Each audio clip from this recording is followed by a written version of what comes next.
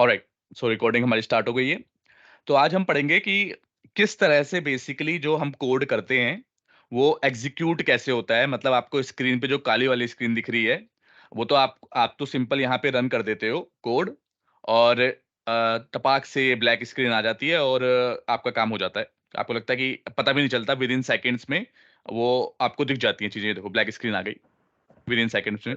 But behind the scene कैसे काम हो रहा है ये आज समझने की कोशिश करते हैं कि बिहाइंड द सीन क्या क्या चल रहा होगा इसमें। तो उसी के लिए हमने ये इमेज डाउनलोड की है। तो बेसिकली जो आप कोड लिख रहे हो, जो आप यहाँ पे सी शार्प का कोड लिख रहे हो, उसे कहते हैं वो कोई सी भी लैंग्वेज में हो सकता है। जो जो भी विजुअल स्टूडियो लैंग्वेज सपोर्ट करती है उनमें आप विजुअल स्टूडियो पे कोड लिख सकते हो। कई सारी लैंग्वेज सपोर्ट करती है, लास्ट क्लास में मैंने बताया था, लेकिन हमें जो फोकस रखना है वो सी शार्प पे रखना है।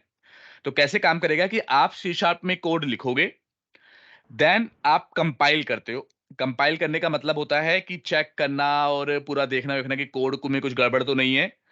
तो यहाँ पे अगर मैं दिखाऊं आपको कंपाइल का ऑप्शन कहाँ पे है।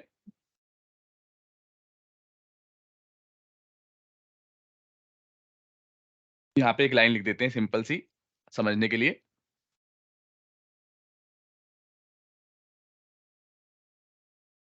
This is a text message. ठीक है। तो एक यहाँ पे ऑप्शन आता है बिल्ड बिल्ड बिल्ड। सॉल्यूशन, कि पूरे के पूरे सॉल्यूशन को बिल्ड कर दो। बिल्ड करने का मतलब है चेक करना कि भाई कोई गड़बड़ वड़बड़ तो नहीं है, और उसके बाद एक कन्वर्ट कर देना आपके कोड को कंप्रेस फॉर्म में कन्वर्ट कर देना, क्योंकि एट द एंड आपको पता है बाइनरी लैंग्वेज में कोड कन्वर्ट हो जाएगा और ऑपरेटिंग सिस्टम उसे दिखाएगा ब्लैक वाली स्क्रीन पे। तो ये कन्वर्जन डायरेक्टली नहीं होता। ऐसा नहीं होता कि सी शार्प कोड और डायरेक्टली कन्वर्ट कर दिया। ये बीच में एक इंटरमीडिएट स्टेज भी आती है जिसमें वो सी शार्प वाले कोड को कंप्रेस कर देता है। एमएसआईएल कोड, उसे एमएसआईएल बोलते हैं। अभी दिखाऊंगा अभी सब कुछ, लेकिन समझने के लिए समझो कि एक compress form of the code हो जाती है। फिर बाद में जब हम रन करते हैं तो जो ये क्या बोलते हैं सीएलआर है, वो उठाता है उस कंप्रेस कोड को, उसको बाइनरी में कन्वर्ट करता है, और फिर आपको स्क्रीन पे ब्लैक स्क्रीन में दिखता है। तो जो यहाँ पे ब्लैक स्क्रीन में आया, पीछे क्या काम हुआ होगा, पहले पहले जो हमारा ये कोड लिखा है ये कंप्रेस फॉर्म में बना होगा।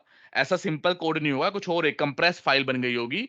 और देन जब हमने रन किया तो सीएलआर वो कंप्रेस वाली फाइल को उठाएगा और ऑपरेटिंग सिस्टम पे आपको दिखा देगा। तो ये होता है किस तरह से हमारी फंक्शनैलिटी काम करती है।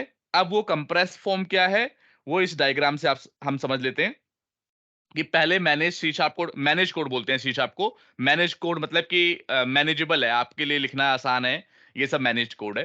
तो जो भी ऊपर की लैंग्वेज सपोर्ट करते हैं उन सबको मैनेज कोड बोलते हैं। तो कौन सा है सी शार्प में कोड होगा वो, आप जब बिल्ड करेंगे तो कंपाइलर, सी शार्प का एक कंपाइलर, एक कंपोनेंट है, वो आपको दिखेगा नहीं ऐसे, लेकिन बिहाइंड द सीन क्या कर रहा होगा, एक कंपाइलर आपके कोड को कंपाइल कर रहा होगा। और कंपाइलर काम कैसे करता है, लाइन बाय लाइन। पहली लाइन पहले पढ़ेगा, उसे कंपाइल करेगा, हालांकि कमेंट वाले कोड को नहीं पढ़ेगा। लेकिन अगर यहाँ पे मल्टीपल लाइन होती तो ऊपर से नीचे चल के, ऊपर से नीचे आते हुए कंपाइल करता है। पहले पहली लाइन को कंपाइल करेगा, फिर दूसरी को, फिर तीसरी को, फिर चौथी को, फिर पांचवी को। ये इंपॉर्टेंट चीज है। क्यों इंपॉर्टेंट चीज है, क्योंकि अगर मैंने यहाँ पे लिखा इंट आई इक्वल टू 10 और मैं यहाँ पे अगर आई को प्रिंट कराना चाहूं तो एरर देगा। क्या एरर बोलेगा, देगा। कहेगा भैया अभी तो आपने बनाया ही नहीं, कहां से यूज कर बना रहे नहीं हो। है। उसका रीजन क्यों है, इसके पीछे रीजन लाइन समझो। By line. करेक्ट, क्योंकि compiler line by line check कर रहा है। लेकिन यही चीज अगर हमने यहाँ पे लिखोगी तो कुछ नहीं कहेगा, कहेगा हाँ भाई तुमने ऊपर लिखा हुआ है तो अब आप यूज कर सकते हो। यूज कर सकते। तो कुछ लैंग्वेज होती हैं जो लाइन बाय लाइन कंपाइल नहीं करती, वो पूरा कोड एक साथ कंपाइल करती हैं। तो उसमें चाहे नीचे लिख दो और ऊपर यूज कर लो तो काम चल जाता है। जैसे जावास्क्रिप्ट एक लैंग्वेज है, उसमें जी। ऐसा काम चल जाता है कि ऊपर नीचे भी कोड लिख दिया, ऊपर आपने वेरिएबल को यूज कर लिया तो वो कुछ बोलेगा नहीं। क्लियर। सी शार्प तो में नहीं होगा ऐसे। सी शार्प में नहीं हो सकता। सी शार्प में अगर आपने लाइन, क्योंकि वो लाइन बाय लाइन एग्जीक्यूट कर रहा है, तो पहली लाइन में आएगा और आपने कह दिया, कहेगा भाई आई क्या है, मुझे तो पता ही नहीं, क्योंकि वो अभी तक वहां तक पहुंचा ही नहीं एग्जीक्यूट कंपाइल करने वाला। फिर जब पहुंचेगा वो कहेगा हाँ हाँ आई कुछ चीज है, फिर वो प्रिंट कर देगा। तो कहने का मतलब क्या है, मैनेज कोड होगा। फिर जब बिल्ड करूंगा तो सी शार्प कंपाइलर एक क्या बोलते हैं इसके अपने विजुअल स्टूडियो का ही पार्ट है। उसमें जी। वो उठेगा बेसिकली, कोड को पढ़ेगा वढ़ेगा और उसके एक कंप्रेस फाइल बना देगा। उस फाइल में जो कोड होगा वो एमएसआईएल कोड, उसे बोलते हैं एमएसआईएल कोड। अभी तो एमएसआईएल क्या कंपाइलर है? जो कोड पढ़ रहा होगा उसको एमएसआईएल बोलते हैं। नहीं, कंपाइलर इस कोड को पढ़ेगा, सी शार्प कोड को। इसको जी। कंपाइल करने के बाद एक intermediate compress form of code को बनाएगा। उस कोड को एमएसआईएल बोलते हैं। और फुल फॉर्म क्या है, यहाँ पे लिखते हुए चलते हैं, फुल फॉर्म वगैरह भी पता होनी चाहिए। एमएसआईएल, एमएसआईएल की फुल फॉर्म क्या है? Micro soft intermediate intermediate language. Language. तो वो कौन सी लैंग्वेज में कोड होगा? वो एमएसआईएल में होगा। जी। या फिर इसे एक्चुअली एमएसआईएल कोड ही बोल देते हैं कि एमएसआईएल कोड है। तो कौन सा कोड है वो? जो सी शार्प कंपाइलर जिसको कंपाइल कर देगा वो एमएसआईएल। अब जब हम रन करेंगे, मैंने कहा था सीएलआर कहाँ पे काम आता है? सीएलआर काम तभी आता है जब आपका शुरू होता है रन टाइम। जब तक हमने कोड को रन नहीं किया तब तक सीएलआर चुपचाप सोया रहता है, बैठा रहता है। जैसे ही रन करते हैं ये उठता है, कहता है भाई मेरा काम आ गया। उठता है, जाता है, कंप्रेस ये फॉर्म ऑलरेडी बना होना चाहिए, नहीं बना होगा तो कुछ नहीं कर पाएगा। इसको उठाएगा, कन्वर्ट कर देगा मशीन कोड में। मशीन कोड मतलब बाइनरी कोड, एक ही बात है। जी। वो binary code operating system execute करके आपको यूआई जो भी ब्लैक वाली स्क्रीन है उस पे दिखा देगा। तो सीएलआर जो एमएसआई, क्योंकि दो कंपाइलेशन हुए ना यहाँ पे, एक तो यहाँ पे हुआ जो आपका सी शार्प कंपाइलर कर रहा है, और एक सीएलआर करा रहा है किसकी किसकी वजह से? वो कौन सा कंपाइलेशन बोलते हैं? जिट कंपाइलर, जिट कंपाइलेशन बोलते हैं। ठीक है, दो कंपाइलर हुए भाई, एक है सी शार्प कंपाइलर और दूसरा कंपाइलर क्या है? जिट कंपाइलर। अच्छा, जिट की फुल फॉर्म क्या है? Just in time. Just in time. तो ये क्या करेगा? इंटरमीडिएट कोड को उठाएगा और मशीन लैंग्वेज कोड में कन्वर्ट कर देगा। मशीन कोड को ही बाइनरी कोड बोलते हैं, एक ही बात है। और फिर ऑपरेटिंग सिस्टम उसे एग्जीक्यूट करके आपके सामने स्क्रीन पेश कर देता है। अब ये सब चीजें ये सब थ्योरी समझ ली हमने।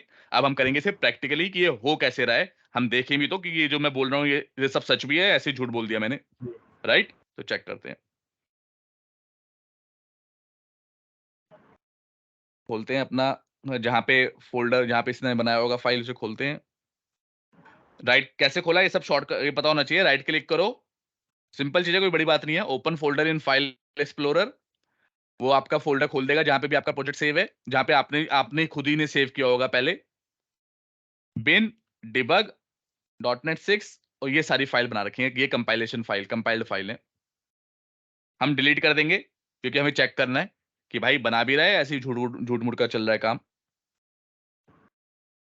यहाँ पे इसे साइड बाय साइड दोनों खोल लेंगे और चेक करेंगे कि बिल्ड हो रहा है तो कैसे फाइल बन रही है।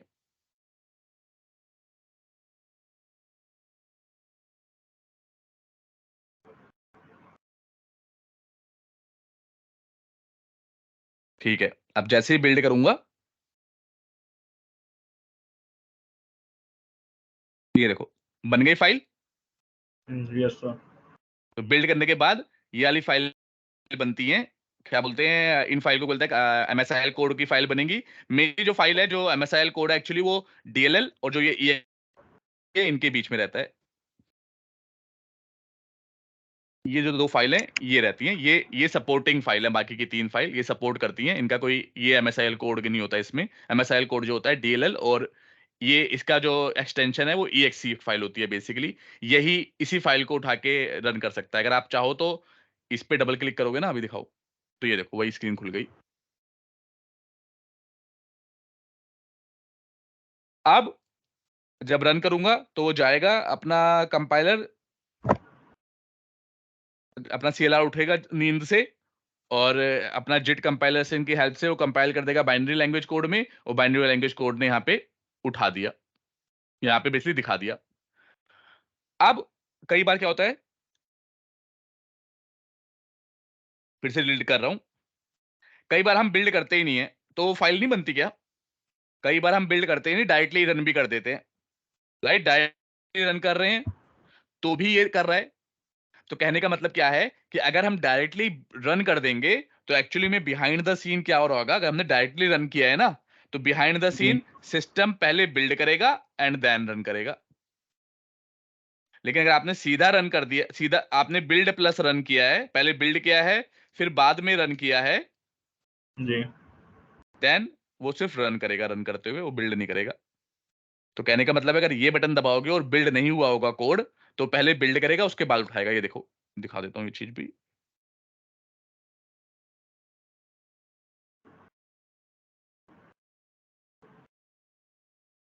ये फाइल तो बनेगी बनेगी अगर आपने सीधा रन कर दिया।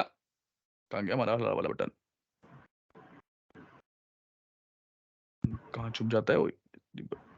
चलो बड़ा करके दिखा देता हूँ। ये देखो रन हुआ, अब यहाँ पे यस, जाके ये फाइल बन गई ऑटोमेटिकली। बन गई।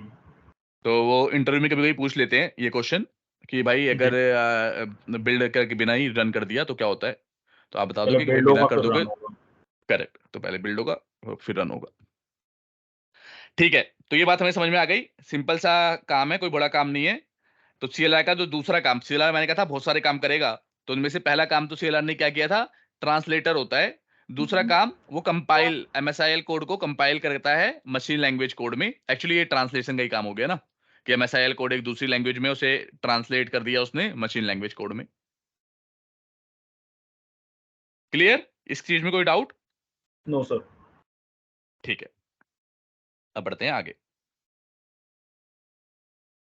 अब हम पढ़ेंगे डाटा टाइप्स। बस ये इतना ही टॉपिक है, इसको इसमें कोई बड़ी बात नहीं है, खाली बताना था कि कैसे बिहाइंड द सीन काम कर रहा है। अब बहुत सारे डाटा टाइप्स की हमें जरूरत पड़ती है, क्योंकि हम एक पूरी नई की नई दुनिया बना रहे हैं ना। कोडिंग करने का मतलब है हम एक नई दुनिया बना रहे हैं। अब दुनिया में कितनी सारी चीजें होती हैं, उन सब चीजों को हमें हैंडल कैसे करें। हर लैंग्वेज, जैसे हर लैंग्वेज के अपने कुछ रूल्स होते हैं, कुछ अपने बेसिकली तरीके होते हैं कि किस तरीके से हम एक पूरा सेंटेंस बनाएं या कुछ ये काम करें। तो यहाँ पे अगर आपको कोई भी चीज को एक्सप्रेस करना होगा, तो उसको पहले किसी वेरिएबल में सेव करना होगा। वो वेरिएबल कितने टाइप के होते हैं, इन्हें डाटा टाइप्स बोलते हैं। डाटा टाइप्स क्या है, बेसिकली जो भी डाटा आप शो करोगे, किसको शो करोगे, यूजर्स को शो करोगे, वो कितने टाइप, कितने तरीके से आप कर सकते हो, वो डाटा टाइप्स हैं। फॉर एग्जाम्पल सबसे कॉमन इंट, कॉमन यहाँ पे लिख दूंगा, पूरी लिस्ट अभी दिखाता हूं तुम्हें एक वेबसाइट खोल के। सबसे कॉमन है इंट। कॉमन मतलब ये बहुत सारे कॉमन है, सिर्फ कॉमन इंट नहीं है। इंट वेर, नाम ले लेते हैं var1, कुछ ऐसा। तो ये क्या है भाई, इसमें आप 1 2 3 4 5 6 7 8 9 10 इस तरह की वैल्यू सेव कर सकते हो, जो कि एक इंटीजर होती है। आपने ऑलरेडी ये पढ़ लिया होगा, तो ये आपको ऑलरेडी पता ही है। दूसरा क्या आता है, स्ट्रिंग। स्ट्रिंग। स्ट्रिंग को रूल दिया है कि भाई स्ट्रिंग को कैसे पहचानेगा, कि आप डबल कोट्स में लिखा होना चाहिए, तभी वो स्ट्रिंग को मानेगा, यस। अदरवाइज नहीं मानेगा। Test message. तीसरा क्या होता है, स्ट्रिंग का ही छोटा भाई कैरेक्टर, ये इसका छोटा भाई है। इसमें सिर्फ एक कैरेक्टर सेव कर सकते हो, और ये सिंगल कोट में होगा। अच्छा। इसमें अगर मल्टीपल कैरेक्टर करने की कोशिश की, तो ये भिड़क जाएगा, कहेगा मैं नहीं कर पाऊंगा। तो कहीं एक सिर्फ एक सिंगल कैरेक्टर सेव करना हो, तो ये लो। उसके बाद कहता है बूल। कूल। कई बार हमें जरूरत पड़ती है कि भाई ये सही है गलत है, तो एक उस वेरिएबल को कहते हैं बूल। तो ये क्या करता है, ये या तो ट्रू कर सकता है सेव, या फिर फॉल्स, और कुछ नहीं कर सकता अपने अंदर सेव। उसके बाद क्या आता है, date and time. Correct, date time. ये क्या करता है, ये डेट टाइप की इंफॉर्मेशन को अपने अंदर सेव करेगा। फिलहाल के लिए हम डेट टाइम डॉट नाउ, अभी का जो भी टाइम हो रहा है वो सेव करा देंगे। स्पेलिंग गलत हो गई, देखो यहाँ पे, क्योंकि ये केस इसको सेंसिटिव नाउ है नाउ सीचा। लिखना ही पड़ेगा सर। हाँ हाँ, नाउ लिखना ही पड़ेगा। ये अभी नाउ इसलिए लिख रहा हूँ क्योंकि अभी का टाइम में दिखाना है अंदर, अच्छा, कि अभी अगर क्या जैसे टाइम हो रहा है मुझे वो 2 दिन दिखाना बाद चाहूँ। का कुछ या 2 दिन पहले का टाइम, डेट वगैरह, उसके लिए हाँ, उसके लिए भी बताऊंगा, अभी पहले ये पढ़ते हैं डाटा टाइप। जी। अब फिर बताऊंगा कि वो कैसे, कि अगर आपको अलग अलग डेट स्टेप सेव करनी है तो कैसे कर सकते हो। वो कोई बड़ी बात नहीं है, नॉर्मल डेट पे ऐसे भी सेव कर सकते हो, लेकिन फिलहाल के लिए भी ये पढ़ते हैं डाटा टाइप, ओके सर। फिर उस पर आ जाएंगे। रन कर दिया, console dot right line. Somewhere 2 3 4 5 run कर देंगे, सब प्रिंट हो जाएगा, सारे प्रिंट हो गए, राइट। अब अभी हाँ चलो, आप कह रहे थे कि वैसे अगर कल का डेट प्रिंट करनी हो तो इसमें बेसिकली स्ट्रिंग फॉर्मेट में आप डेट भी प्रिंट डाल सकते हो। क्या बोलते हैं, वैसे कोई भी डेट टाइम ले लेते हैं ना, 2022 YYMMDD के फॉर्मेट में डालते हैं। चलो नॉर्मल फॉर्मेट डाल देते हैं, 23/10 और किस में कर दें इसे, 2000 कोई सी डेट डाल देते ना, convert dot to date time, क्या क्या लेता है, स्ट्रिंग ले रहा है वैल्यू, ये प्रिंट करते हैं। तो कोई भी स्ट्रिंग फॉर्मेट में अगर आपको डेट पे ऐसे भी प्रिंट करानी है तो उसे डेट टाइम में इन्होंने मेथड दे रखा है कि उसमें कन्वर्ट कर लो स्ट्रिंग को और इसे भी प्रिंट करा देगा। तो लेट्स सी क्या प्रिंट होता है। तो जो भी आपने डेट डाला है उसको भी ये प्रिंट करा देगा। तो चाहे तो आप जो भी, जब भी आपकी जो रिक्वायरमेंट आएगी, कोई भी डेट आप डाल के इस तरह से आप वो प्रिंट भी करा सकते हो। इसमें क्या जैसे ये हमने डेट डाली हुई है, इसमें यस्टरडे टुमारो इस तरह से लिख सकते हैं तो अभी डेट आ सकती है क्या? नहीं, ये यस्टरडे और टुमारो का ये उन्होंने अभी नहीं बना रखा, लेकिन एक चीज बना रखी है आप, ये एक्चुअली क्लास है जो इन्होंने दे रखी है ऑलरेडी हमें। तो इसमें देखते जी। हैं क्या क्या मेथड है। मिन वैल्यू तो नहीं होगी, date time dot now dot add days. हाँ तो ये कर सकते हो, जैसे नाउ अभी का जो डेट है उसमें एड डेज कर सकते हो कि मुझे इसमें आज का जो डेट है उसमें डबल वैल्यू लेगा, तो 10 दिन ऐड करनी है मुझे। आज की जो भी डेट है हमारी 13 तारीख, इसमें 10 दिन ऐड करके दिखा देगा। तो 13, 10, 23 दिखा दी इसने। अच्छा। और क्या है, और आप एक्चुअली डॉट करोगे तो आपको सारे मेथड मिल जाएंगे अपनी रिक्वायरमेंट के हिसाब से, वो चेक कर सकते हो डॉट करके। मिनट्स भी ऐड कर सकते हो, डेट क्या है, टाइम डॉट डेट, ये बताएगा अभी मैं क्या करता हूँ। Date time dot date gets the date component of this instance, तो इसका डेट निकाल लेगा खाली। तो अगर ये डाल दोगे तो क्या करेगा ये बंदा, इसने लेकिन टाइम दे दिया क्योंकि क्योंकि हमने यहाँ पे टाइम ले रखा है ना। तो यहाँ पे अगर मैं सिर्फ डेट लेता हूँ, सिर्फ डेट नाम की कोई डेट ओनली, ये उन्होंने नई नई चीज बनाई है, इसका कोई स्ट्रक्चर है, ये पहले डॉटनेट में नहीं था। लेकिन मेन कंसेप्ट तुम समझ गए हो कि क्या क्या बना यस। ले सकते हो क्या नहीं ले यस सकते, सर। वो चीज आप यूज कर लेना यहाँ पे। Okay sir. अच्छा, एक और चीज, अब आगे बढ़ने से पहले लास्ट क्लास में एक चीज मैंने आपको कहा था मैं आपको बताऊंगा, राइट। मैंने कहा था राइट। कि यहाँ पे कहीं पे कोई चीज थी ना हमारी की जो हमने 2 प्रिंट कराया है, लेकिन वो क्या प्रिंट हो रहा था, 50 प्रिंट हो रीड रहा था, लाइन राइट। और रीड वाला था सर। Correct correct. तो जो रीड होता है, मैंने सिर्फ पढ़ा है कि ये क्या करता है। एक्चुअली अपने आप ही ये सारे जो बताते हैं वो बता भी देता है मैं क्या करता हूँ। तो ये क्या करता है actually, read the next character from the standard, ये रिटर्न करेगा, देखो बता रहा है, कह रहा है मैं इंटीजर रिटर्न करूंगा, और जो भी करेगा read the next character from the standard input, और रिटर्न क्या करेगा, next character from the standard stream, और -1 if they are currently no more character. तो जो भी कैरेक्टर आप लिखोगे, जो भी आपने लिखा है जी। उसको, उसका बेसिकली इंटीजर फॉर्म। तो यहाँ पे डॉटनेट में क्या होता है कि जो भी स्ट्रिंग भी लिख रहे हो ना, यस। जैसे ABCDEFGH है, ये जी। इनका एक इंटीजर फॉर्म भी होता है। तो अगर आप चार्ट देखना चाहो तो what is the integer value of ABCD कुछ भी,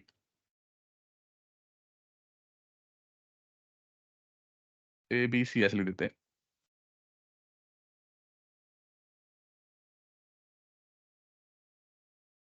तो बेसिकली हर कैरेक्टर की अपना एक इंटीजर वैल्यू भी होती है, तो वो बेसिक उसी इंटीजर वैल्यू को प्रिंट करा देता है। अच्छा, अगर इंटीजर में हम लिखते हैं जैसे अल्फाबेट्स लिख रहे हैं, उन्हीं की इंटीजर हम्म। फॉर्म हम लिखते हैं तो अब रीड यूज करना पड़ेगा। हाँ, वो कभी कभार हमें रिक्वायरमेंट आती है ऐसी। वो जी। रिक्वायरमेंट कैसी होती है मैं बताता हूँ। कि कई बार क्या होता है कि आपको कीबोर्ड की फंक्शनैलिटी, कीबोर्ड जैसे कीबोर्ड में आपने क्या प्रेस किया है वो फंक्शनैलिटी आपको कंपेयर करनी है किसी चीज से। तो आपने ए प्रेस किया, तो डायरेक्टली ए लिखने की जगह हम उसके इंटीजर फॉर्मेट ऑफ ए को हम प्रिंट कराते हैं। तो हर एक ABCDFs की पूरी एक चार्ट है, वो चार्ट मैं आपको जी डाउनलोड करके भेज दूंगा उस पे व्हाट्सएप पे। उसमें हर कैरेक्टर की एक पर्टिकुलर वैल्यू होती है।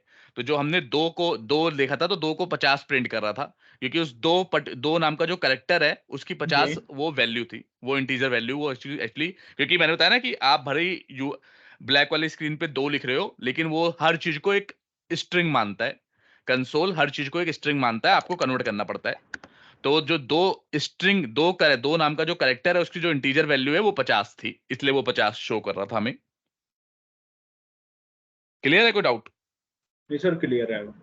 तो सर हाँ, वो ये मैं तुम्हें फिर इंटीजर वैल्यू यूज में आएंगी क्या, लर्न करनी पड़ेंगी ये सारी नहीं मुझे? नहीं नहीं नहीं, ये हार्डली आप कभी यूज करोगे, लेकिन पता होना चाहिए कि कई बार आपको जी ऐसा कंडीशन आ गई, सिचुएशन आ गई कि आपको किसी करेक्टर को करेक्टर की तरह नहीं, एज ए स्ट्रिंग की तरह ट्रीट करना है। तो आपको पता होना चाहिए कि अच्छा ये होता भी है, कई बार होता है पता ही नहीं होता आपको। जी तो एटलीस्ट पता होना चाहिए, फिर वो तो आप कन्वर्ट करके देख लोगे, उसमें कोई बड़ी बात नहीं है।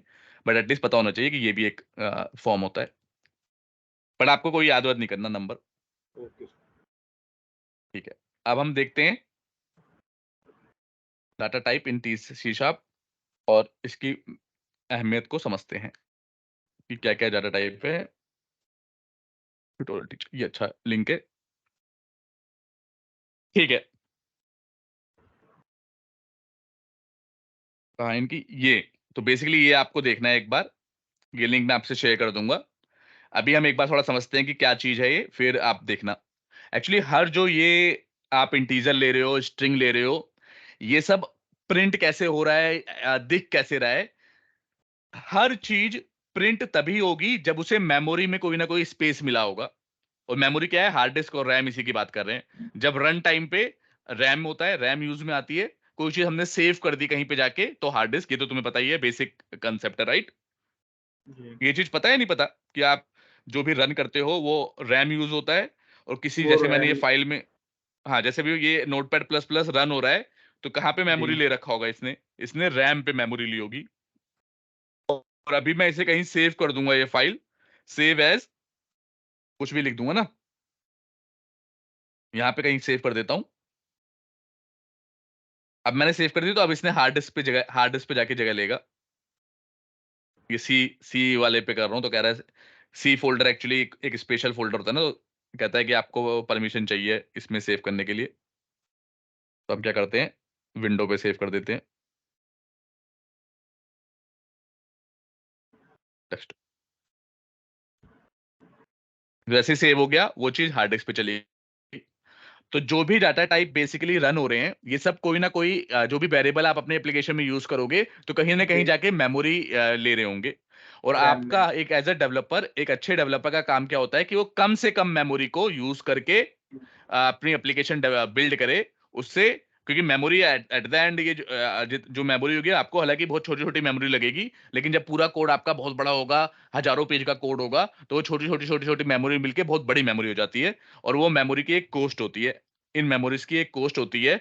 तो और जितना ज्यादा, मतलब आपको जरूरत है नहीं उसमें, वही होगी ना कि आप बाजार पे सब्जी लेने गए, आपको लेना था 1 किलो आलू, और आप बड़ा सा बैग लेके चले गए, तो ये वेस्ट ऑफ रिसोर्सिस है, राइट?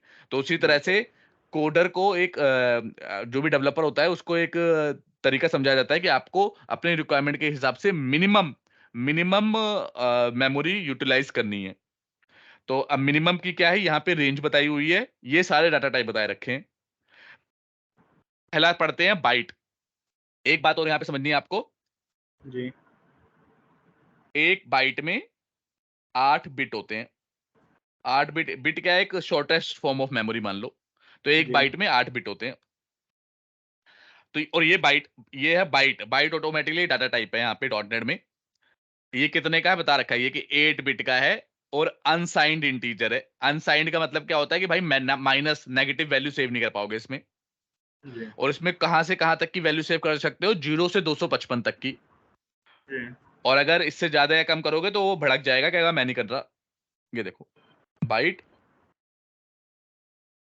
वेर 6, 255 तक कर सकते हो, कुछ नहीं बोलेगा। लेकिन अगर जैसे ही आपने 256 की, कहेगा मेरे बस की बात नहीं है ये। देखो क्या कह रहा है, constant value 256 can not be converted to byte. तो यहाँ पे सबकी रेंज दी हुई है और कितनी मेमोरी वो यूज करेगा वो दी हुई है, और नाम क्या है वो दिया हुआ है। तो अगर आपकी कोई रिक्वायरमेंट ऐसी हो कि आपको एक वेरिएबल में 0 से 255 तक ही सेव करने हैं, तो आप बाइट यूज करो।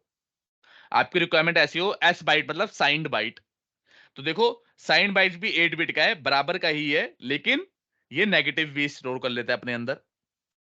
तो इसीलिए जो रेंज है आधी हो गई। 0 से जी, 255, 255 का आधा होता है 127 है, 128 आधा साढ़े आधा एक सौ डिवाइड हो सत्ताईस गया होता है। करेक्ट, तो आधा नेगेटिव में चला गया, आधा पॉजिटिव तो में चला गया। पॉजिटिव में। ऐसे ही हर डाटा टाइप का, most of the data type के दो फॉर्म मिल जाएंगे। जैसे ये शॉर्ट है, इसमें नेगेटिव से लेके पॉजिटिव तक सेव होगा। कितनी मेमोरी जी, लेगा? 16 बिट लेगा। और अनसाइंड है ये, तो ये उसकी डबल हो जाएगी रेंज, क्योंकि ये 0 से शुरू करेगा सेव करना। क्लियर है? कोई डाउट? नहीं सर क्लियर है। ऐसे इंटीजर है, और ये सारे आपको देखने हैं बेसिकली। जो मेन जी, मेन है वो क्या है, इंटीजर यूज होता है काफी ज्यादा, फ्लोट और डबल, इनमें से डबल यूज कर लेते हैं हम काफी बार, मतलब रिक्वायरमेंट के हिसाब से कि आपकी कितनी मेमोरी चाहिए। बट ये फ्लोट का मतलब है जहां पे डेसिमल सेव करने हो। डेसिमल के लिए फ्लोट यूज करेंगे। फ्लोट, और देखो डिफरेंस क्या है इनमें। सर एक जैस इंटीजर में नहीं यूज कर हाँ सकते बोलो। हैं डेसिमल? नहीं नहीं, इंटीजर में पॉइंट यूज नहीं करने देगा वो। अगर वो, दिखाता हूँ क्या करेगा।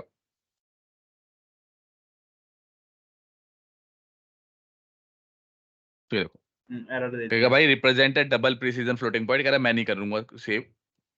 तो आपको हमेशा इंटीजर लेना है। इवन इवन जब आप कोई कैलकुलेशन करो और जिसका रिजल्ट जी, आपको पता हो कि इसका रिजल्ट जो आएगा वो डेसिमल में आएगा, तो आप उसको इंटीजर में सेव ना करके डबल या फ्लोट में सेव करना होता है, क्योंकि इंटीजर में वो वहां पे जहां पे रिजल्ट एक्चुअली रन टाइम पे आना हो, तो वहां पे वो इंटीजर में सेव तो कर देगा, लेकिन वो 10.5 को सिर्फ 10 ही दिखाएगा। हाँ सर ये तो वाला आया था, ये कंसर्न मेरे सामने आया था कि करेक्ट, वो डेसिमल का नहीं दिखा रहा था आंसर, बस डेसिमल के पहले-पहले के नंबर आ रहे थे। Correct, correct. तो उसका रीजन यही है कि क्योंकि क्योंकि रन, यहाँ पे तो बता दो, यहाँ पे तो दिख रहा है इस बंदे को, कंप्यूटर को, जी, हमारे डॉट नेट को, कि भाई ये गलत सेव कर है, तो बोल देगा। लेकिन कई बार क्या होता है कि रन टाइम पे, जैसे कि आपने यूजर से वैल्यू ली, अब यूजर तो कुछ भी दे सकता है ना, तो वहां पे जाके वो, यस, उसे पता नहीं चलेगा क्या है, तो लेकिन वो क्या कहेगा, मैं तो इंटीजर हूँ, मैं इंटीजर इंटीजर दिखा दूंगा। तो इसीलिए अपना आपको जब वो डिसीजन लेना है कि भाई जहाँ पे डेसिमल है वहां पे डबल लो, फ्लोट लो, ये लो, डिपेंड ऑन कि आपकी क्या रिक्वायरमेंट है। उतने रेंज वगैरह, आपकी रेंज इतनी है, ये बहुत बड़ा नंबर होता है ऑलरेडी। तो अगर आपकी इतनी रेंज है तो आप ये फ्लोट लो, अगर उससे भी ज्यादा की रेंज है तो डेसिमल, डबल उससे भी ज्यादा की तो डेसिमल। सर एक क्वेश्चन ऐसे। था। हाँ पूछो। ये जैसे हम कैलकुलेटर बना रहे हैं, ठीक है? कैलकुलेटर में पूछ रहे हैं भई अपना फर्स्ट नंबर दीजिए, सेकंड नंबर दीजिए, ठीक है? करेक्ट, तो उसमें तो डेसिमल वाला भी आंसर आ सकता है, वो डेसिमल यस, वाले नंबर भी लिख सकते हैं। तो करेक्ट। तब हम कैसे यूज़ करेंगे कि इंट में सेव कराएँगे क्या नंबर या फ्लोट में कराएँ? नहीं, फिर हम फ्लोट में कराएंगे। कैलकुलेटर जिसने बनाया होगा फिर हम फ्लोट में कराएंगे। फ्लोट में एक्चुअली डेसिमल में कराएंगे, क्योंकि नंबर फिर बहुत बड़ा भी हो सकता है ना, जी, क्योंकि अब वो यूजर तो का क्या नंबर तो भरोसा। कैसा भी आ सकता है, वो नंबर जो यूज़र है, वो तो किसी भी टाइप का नंबर लिख सकता है। Correct, correct. तो लेकिन ऐसा अगर कौन सा, हाँ ऐसा कौन सा है एक्चुअली, डेसिमल में भी अगर आप सेव कराओगे तो आपका decimal can handle integer, but integer can not handle decimal ना, क्योंकि अगर आप 10 को 10.0 लिखोगे तो एक ही बात है, लेकिन 10.5 को 10 लिखना is a wrong wrong thing, right? Yes, हाँ, तो यही है। तो तो बट एक्चुअली में डेसिमल यूज़ करें वहाँ?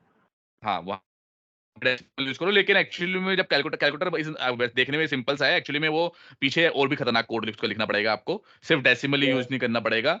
वो आप डेसिमल यूज करोगे, बाद में उसे स्क्रीन पे दिखाने के लिए रिजल्ट, उस डेसिमल को कन्वर्ट करोगे स्ट्रिंग में। और अगर आपका पॉइंट, अगर वो डिपेंड करता है कि किस तरह का कैलकुलेटर बना रहे हो, सिंपल बना रहे हो या और भी अलग अलग टाइप के कैलकुलेटर आते हैं ना। जी, तो अगर उसमें अगर आपको हटाना है तो उसमें हो सकता है आपको 10 और 5 का सम 15 दिखाना है, 15.0 नहीं दिखाना। तो आप यस। फिर वो डेसिमल में सेव करा के डेसिमल का जीरो हटा के फिर इंटीजर दिखाओगे। तो ये सब काम करना बिहाइंड द सीन, उसमें ज्यादा काम करना पड़ेगा, डिपेंड करता है कि आप किस तरह का सॉफ्टवेयर बना रहे हो वो। Okay sir. ठीक है, तो ये पढ़ लेना, ज्यादा नहीं है, हालांकि 10-15 ही है, और इसमें ही पूरा आपका काम हो जाएगा, मतलब पूरा जितना भी हम कोड लिखेंगे वो सारे जी, वेरिएबल यही इसी टाइप के होंगे। एक इंपॉर्टेंट वेरिएबल है ये ऑब्जेक्ट। ये ऑब्जेक्ट क्या होता है? ये सबका पापा है, पेरेंट है। मतलब ये मजाक में नहीं बोल रहा मैं, पेरेंट है, सच में पेरेंट है। यहाँ पे हमारे डॉटनेट में एक कंसेप्ट आता है पेरेंट और चाइल्ड रिलेशनशिप का। यस। तो वो बाद में जब पढ़ाऊंगा, इनहेरिटेंस बोलते हैं उसे, तो पढ़ाऊंगा तो बताऊंगा। लेकिन फिलहाल के लिए समझ लो ये सबका पापा है। तो सबके पापा होने का क्या फायदा है कि ये अपने अंदर किसी को भी सेव कर सभी को लेता है। एब्जॉर्ब कर लेगा। करेक्ट, चाहे आप इसमें बूल डालो, कैर डालो, स्ट्रिंग डालो, ये डालो। तो अभी आगे एक क्वेश्चन आएगा, वो पूछूंगा तुमसे, याद रखना ये चीज कि एक मेथड्स ओके सर। बनाऊंगा। मेथड्स क्या करेंगे, अलग अलग चीजें रिटर्न कर रहे होंगे। तो अब उसमें से इंटरव्यू में पूछते हैं कि ये बड़ा ओपन क्वेश्चन रहता है, इंटरव्यू में पूछते हैं कि आपको एक मेथड से कुछ भी रिटर्न कराना हो, चाहे इंटीजर कर दे, स्ट्रिंग कर दे, तो क्या लोगे आप? तो आपको आंसर देना है भाई ऑब्जेक्ट। क्यों? ऑब्जेक्ट क्योंकि ऑब्जेक्ट सबका पापा है, सबका पेरेंट पेरेंट है। एक्चुअली। हाँ, पेरेंट है। तो वो अपने अंदर सारे तरह के वेरिएबल को स्टोर कर लेता है। ठीक है। तो आपको दो दो चीज इसमें पढ़नी है, ये आपका होमवर्क भी है, ये सारे बना बना के देखने हैं। और उसके साथ साथ डिफॉल्ट वैल्यू, इन्होंने कोई इनकी डिफॉल्ट वैल्यू दे रखी होगी। डिफॉल्ट वैल्यू का मतलब अगर आपने इस वेरिएबल के अंदर कुछ भी नहीं डाला तो क्या पड़ा रहेगा, ये डिफॉल्ट वैल्यू। लो। राइट, तो जैसे इंटीजर आई यस। में अगर आपने कुछ भी सेव नहीं कराया तो डिफॉल्ट उसकी जीरो जीरो वैल्यू रहेगी। होगी। राइट, बूल की यस। फॉल्स होती है। और कैरेक्टर की ये है, स्ट्रिंग की ये कुछ सब। नहीं होती। स्ट्रिंग की हाँ खाली होती है, नल होती है एक्चुअली। नल होती है। कहाँ लिखा है यहाँ पे? स्ट्रिंग नहीं है ना, नल होती है उसकी वैल्यू। नल का मतलब होता है कुछ नहीं। कुछ तो आपको नहीं। स्क्रीन पे नहीं दिखेगा, लेकिन नल होगी उसकी वैल्यू। ठीक है, तो ये पढ़ लेना आप। Okay sir. अब करते हैं हम नेक्स्ट टॉपिक पे।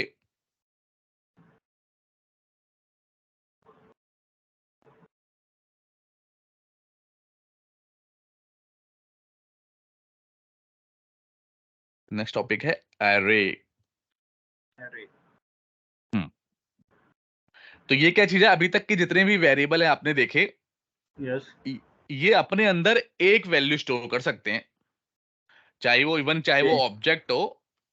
इवन आप ऑब्जेक्ट बना लो, ये अपने अंदर कुछ भी स्टोर कर लेगा। चाहे डेट टाइम स्टोर करा दो, वो भी बुरा नहीं मानेगा, सब कुछ कर लेगा। लेकिन सिर्फ एक वैल्यू कर पाएगा। अगर आप ये चाहो कि मैं ये भी कर दूं, कोमा लगा के 10 ये भी कर दूं, कोमा लगा के 20 ये भी कर दूं, तो ये पॉसिबल नहीं है। नहीं है। बट क्योंकि मैंने कहा है कि ये जो डॉट नेट है भाई, ये रियल लाइफ से इंस्पायर्ड बनी है, इंस्पायर्ड होकर बनाई है, लैंग्वेजेस भी सारी चीजें ये रियल लाइफ से ही हैं। तो रियल लाइफ में एक्चुअली में ये होता नहीं है ऐसा ना, कि आप दुकान पे जाओगे तो आप किसी से नहीं कहोगे मुझे एक सेब दे दे ना। ये किसी से ये नहीं बोलोगे कि भाई एक आलू दे दे मुझे। आलू मल्टीपल होंगे। राइट। यस। फल मल्टीपल होंगे, केले दर्जन मल्टीपल में होंगे। होंगे। तो यस। हमें कोई ना कोई ऐसा भी वेरिएबल चाहिए जिसके अंदर हम मल्टीपल चीजें स्टोर करा सके। राइट। तो वो राइट। यहाँ पे डॉटेड में वो क्या चीज है? एरे। बहुत सारे हैं, लेकिन सबसे पहला और बेसिक क्या है? एरे। ये मोस्ट ऑफ द लैंग्वेज में एरे यूज होता है। कुछ ऐसे हैं डॉटनेट स्पेसिफिक भी हैं, वो जब वो उनका नंबर आएगा तब बताऊंगा। लेकिन एरे सबसे बेसिक है। तो एरे क्या होता है मैंने बता दिया, खासियत इसकी क्या है, ये इसका कोई अपना डाटा टाइप नहीं होता। ये किसी भी डाटा टाइप के आगे लगा दो ये सिंबल, तो ये वो एरे बन जाता है। ये एरे का सिंबल है। ये एरे का सिंबल है, बिग ब्रैकेट ओपन क्लोज करना, अभी एरे बन जाएगा। और सिंटैक्स क्या है? ये कोई भी डाटा टाइप लो, ये लिखो, अब उसका नाम दो, नाम आपके ऊपर है। तो मैं ये दे रहा हूं एरे इंट, ऐसे नाम दे रहा हूं मैं। अब न्यू इंट, ये कितने आपको यहाँ पे देना है, कितने साइज का एरे बना रहे हो। तो 10 साइज का मैं एरे बना रहा हूँ। एक्चुअली छोटा बनाता हूँ जिससे कितने भी साइज का बना सकते हो, लेकिन मैं छोटा बना रहा हूँ जिससे कि, क्योंकि हम इसे समझ रहे हैं, हमें इसकी भी ये लिमिट टेस्ट नहीं करनी, हम खाली समझ रहे हैं। तो 5 आपने एरे बना दिया। तो ये क्या हो गया, इसे क्या बोलते हैं? Array declaration. ये वर्ड्स इंपॉर्टेंट होते हैं, तुम भी जब कभी भी लिखना या बात करना तो कोशिश करना कि इसी वर्ड में बोल लो, एरे डिक्लेरेशन। ये कई बार ये इंटरव्यू में वो इस लाइन को वर्ड, बोलते हैं एरे डिक्लेरेशन। करेक्ट, कि आपने एरे को डिक्लेयर किया है। मतलब डेटा तो कई टाइप फिर साइन फिर एरे नेम और न्यू करेक्ट, मैंडेटरी रहेगा। न्यू मैंडेटरी रहेगा। ये यहाँ पे जो भी डिक्लेरेशन होगी किसी चीज की, ये माइक्रोसॉफ्ट वालों ने हमें बनाया है, रूल दिया है। तो ये रूल हम चेंज नहीं कर सकते, ये फिक्स्ड है। क्लियर? अब जो बता रहा हूं, एरे इनिशियलाइजेशन। Error declaration. कुछ लिखना नहीं है आपको, अभी देखते रहो, नोट्स अपने बाद में बनाना, क्योंकि लिखने में अगर टाइम वेस्ट हो जाएगा तो फिर वो आप समझ नहीं पाओगे ना, तो जी। नोट्स बाद में बनाना, अभी खाली देखते रहो। अब इसमें इनिशियलाइज कैसे करेंगे, वैल्यू डाल दो कुछ। अच्छा, वैल्यू कैसे डालते हैं, इसके ब्रैकेट में इंडेक्स रहेगा, ये इंडेक्स है, इंडेक्स शुरू होता है 0 से, 5 है तो जी। इंडेक्स शुरू होगा 0 से, तो अगर इसके अंदर 5 वैल्यू डाल सकते हैं तो कितने इंडेक्स तक वैल्यू डाल सकते हैं, 4। 4, करेक्ट, सही है, क्योंकि 0 से शुरू हो रहा है, अगर 1 से शुरू होता तो 5 तक डाल सकते थे। 5 तक डलते हैं।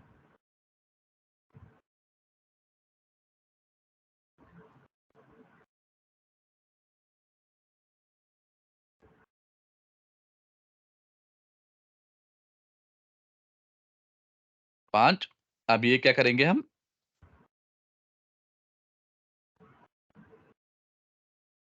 Print the values of array, ठीक है। प्रिंट करने के लिए प्रिंट करना कोई बड़ा काम नहीं है, वही जैसे हम कंसोल और राइट लाइन करते थे वैसे ही करने हैं, एक एक इंडेक्स पे को आप ऐसे लिख दोगे तो प्रिंट हो जाएगा।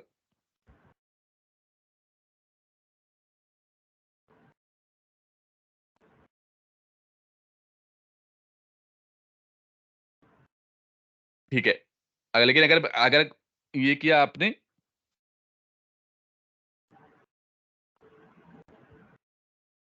तो क्या करेगा बेसिकली, यहाँ पे आपको कुछ नहीं बोलेगा, यहाँ पे देखो जी। कुछ नहीं बोल रहा, लेकिन रन करते हैं,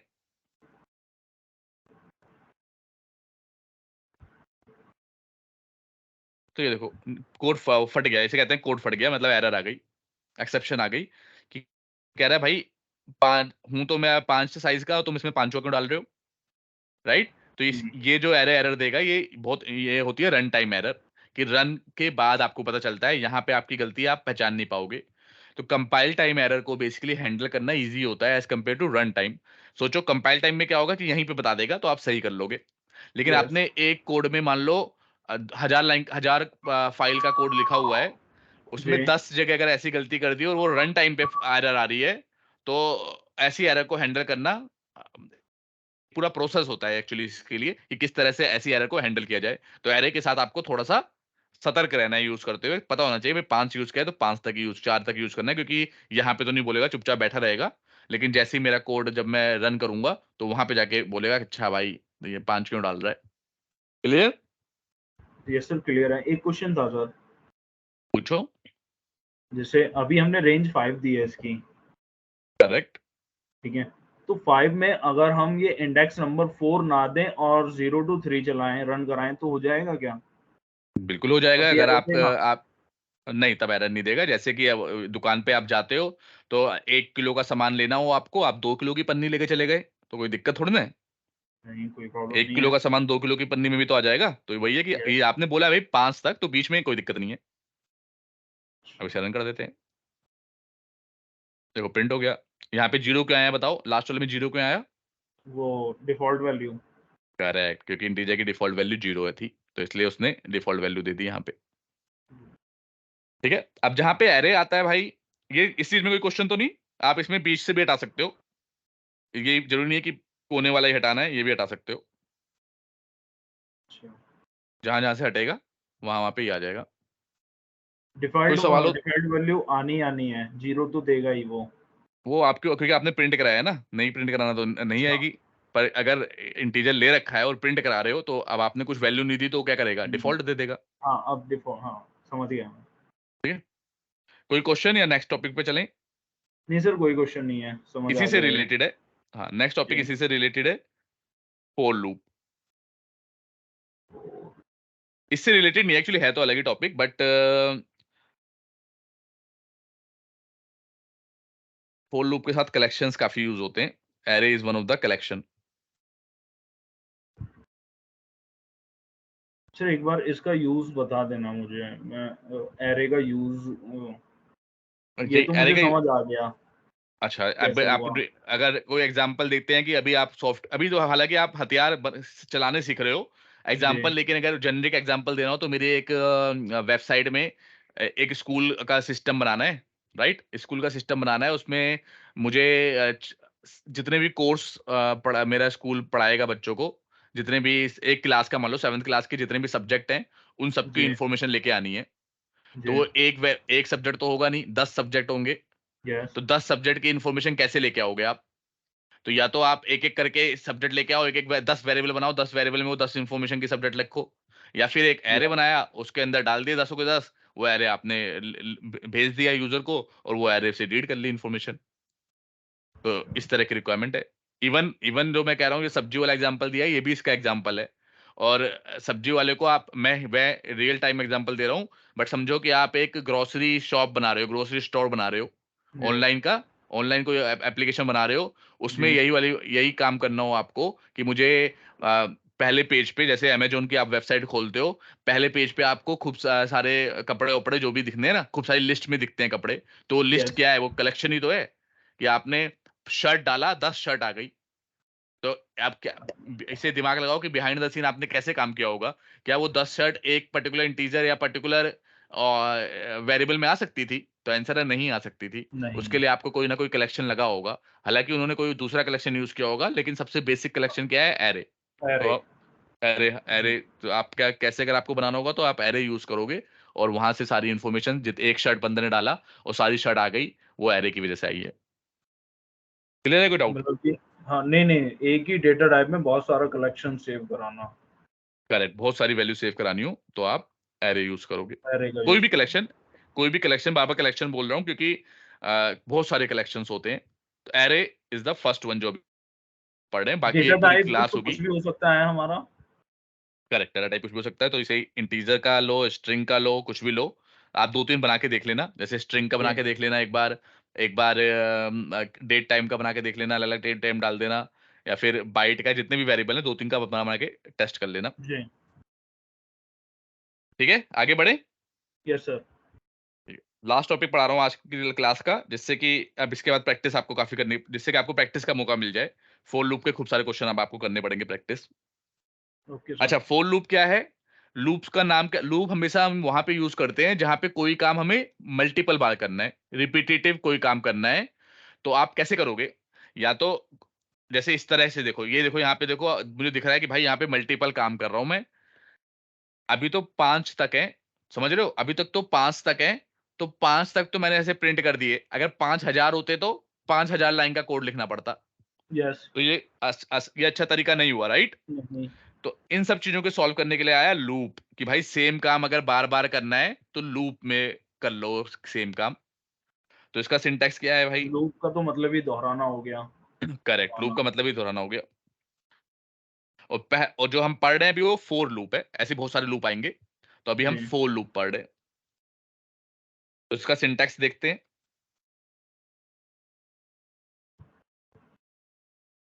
वैसे अगर मैं देखो यहाँ पे शॉर्टकट होता है, फोर लिखो, 2 बार टैप करो, अपने आप ही सिंटैक्स बना देगा वो। लेकिन आपको शॉर्टकट यूज़ करना नहीं है, वरना आप क्योंकि आप अभी सीख रहे हो, मैं यूज़ कर सकता हूँ। आप सीख रहे हो तो आप टाइप टाइप कर करके चेक करो सारी चीज़ें। ओके सर, क्या रूप है भाई? Int I equal to 0। इसी चीज़ को प्रिंट कराना है मुझे। ये से हटा देता हूँ। अरे को प्रिंट कराना है तो कैसे कराऊँगा? आई इज़ लेस देन अरे का नाम डॉट लेंथ लेंथ लेंथ एक प्रॉपर्टी है अरे की। वो बता देती है कि कितना साइज़ है उसका। तो यहाँ पे 5 आ जाएगा।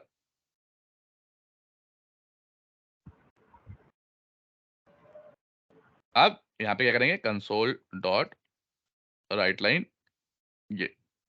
तो भाई आई 0 से क्या है सिंटैक्स? 4 ये लूप है। इंट आई इक्वल टू 0 मतलब आई को 0 से शुरू करो। कब तक चलाओ? जब तक लेंथ एरे की लेंथ से छोटा हो आई तब तक चलाते रहो। एरे की लेंथ से छोटा मतलब एरे की लेंथ क्या होगी? 5। यहाँ पे 5 आ जाएगा। तो जी, आई को 0 से शुरू करो, 5 से छोटा जब तक हो तब तक चलाते रहो। तो कब तक चलेगा? 4 तक चलेगा। क्योंकि जैसे ही 5 आएगा वो कहेगा अब तो बराबर हो गया, अब नहीं चलूंगा। तो 0 से लेके 4 तक चलेगा और हर लूप के बाद हर बेसिकली लूप की एक आइटरेशन बोलते हैं इसे। एक-एक आइटरेशन के बाद आई प्लस प्लस का मतलब क्या होता है? I equal to i plus 1। I plus plus का मतलब होता है i equal to i plus one, कि आई में एक और जोड़ दो। इसी चीज को शॉर्ट फॉर्म में कैसे लिखते हैं, आई प्लस प्लस, कि जो भी वैल्यू है इसमें एक और जोड़ दो। तो क्या करेगा, पहले i int I equal to zero के लिए चलेगा, फिर कंडीशन चेक करेगा कि भाई क्या ये 5 से छोटा है, तो चेक करेगा क्या जीरो 5 से छोटा है, कहेगा हाँ हाँ छोटा है, तो अंदर जाके प्रिंट कर देगा। फिर यहां पे आएगा, जैसे मैं बता रहा हूं इसे ध्यान से समझना।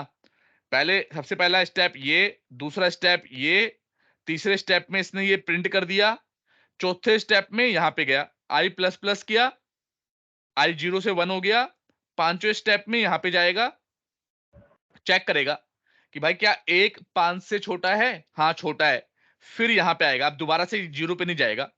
छठे स्टेप में ये, फिर जो भी वैल्यू होगी प्रिंट कर देगा। सातवें में ये, फिर ये, फिर ये, फिर ये, फिर ये, फिर ये, जब तक कंडीशन मैच होती रहेगी यही काम चलता रहेगा। क्या ये बात समझ में आई या नहीं आई? सर थोड़ी थोड़ी आ गई। हाँ कोई नहीं, अभी समझोगे।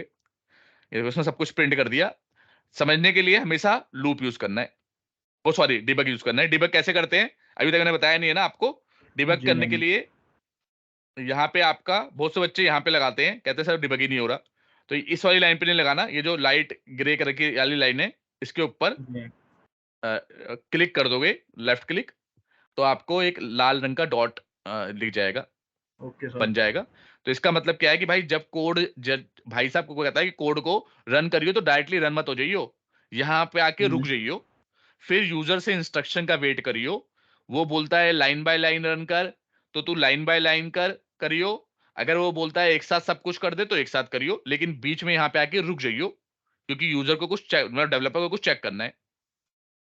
देखते हैं डिप करके रन किया तो रुक गया, यहाँ पे रुक गया। अब दो बटन याद रखने हैं आपको, F10 F11। अभी के लिए F10 F10 याद रखो। अभी हाँ के लिए F, F10। हाँ अभी के लिए F10, अभी F11 मत सोचो, लेकिन F10 क्या करता है, लाइन बाय लाइन एग्जीक्यूट करेगा, मतलब स्टेप बाय स्टेप। यहाँ पे तो लाइन बाय लाइन हो गया, बट यहाँ पे एक एक स्टेप एग्जीक्यूट होता है। तो पहला स्टेप इसने देखो बोला, अभी आई की वैल्यू डिफॉल्ट तो जीरो होती ही है, पर हमने बता दिया कि यस। भाई चलो जीरो से स्टार्ट करियो। तो जीरो डाल दिया, जीरो में जीरो डाल दिया, कुछ फर्क नहीं पड़ता।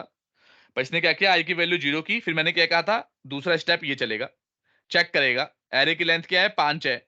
उसने चेक किया क्या जीरो 5 से छोटा है, बोलेगा हाँ छोटा है, फिर मैंने कहा था ये चलेगा, फिर यस। इसने जाके प्रिंट कर दिया, फिर मैंने कहा था ये चलेगा, फिर इसने आई प्लस प्लस कर दिया होगा। साइड में जाके चेक भी कर सकते हो, ये देखो खुला है, पहला वाला प्रिंट हो गया।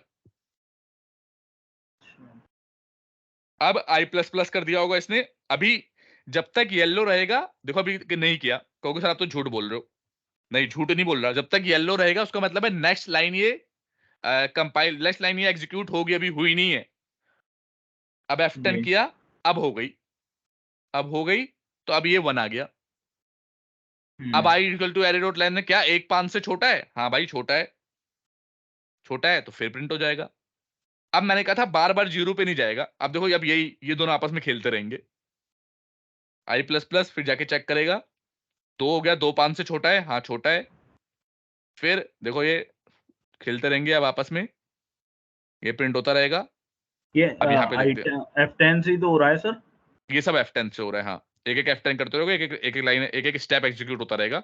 अब देखो आई 4 वैल्यू है, अब जैसे ही प्लस हुआ, आई की वैल्यू हो गई 5। क्या 5 5 से छोटा है, बताओ? 5 से छोटे, ये तो इक्वल हुए नहीं। इक्वल हुआ है ना, नहीं, तो अब इसका मतलब अब कहेगा भैया ये कंडीशन मैच नहीं हुई, मैच नहीं हुई तो बाहर आ जाएगा, स्क्रीन को रोक देगा कि आप लोग रीड कर लो। अब F10 करेंगे तो स्क्रीन दिख जाएगी आपको। ये। आया समझ में? Yes sir.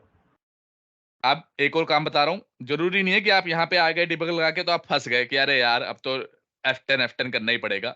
नहीं, जी। आपको कुछ समझना है, समझ लिया आपने, उसके बाद ये कंटिन्यू का बटन दबाओ, आगे बढ़ जाओ।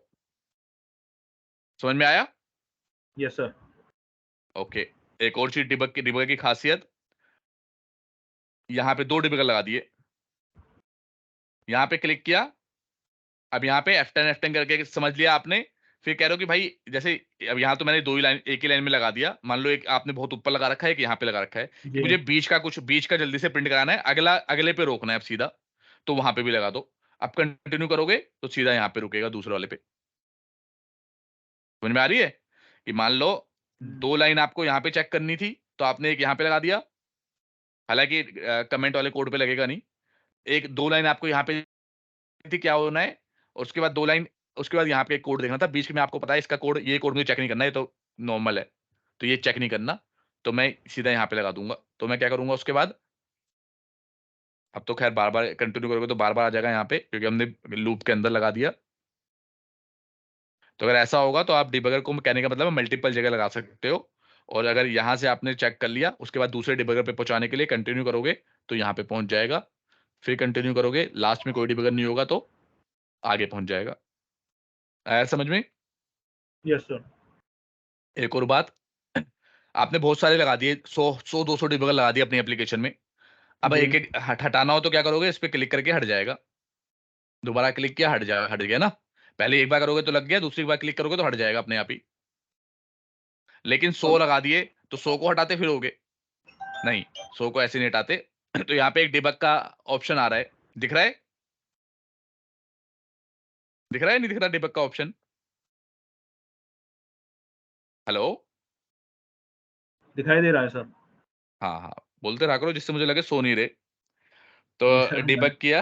हाँ, डिबग किया तो हम चाहें तो देखो दो ऑप्शन है, इसे ब्रेक पॉइंट भी बोलते हैं, इसे break point, actually break point ही बोलते हैं। ठीक है, ब्रेक पॉइंट लगा दिया आपने। प्रोसेस को बोलते हैं डिबग करना, और ब्रेक पॉइंट इसे बोलते हैं ब्रेक पॉइंट।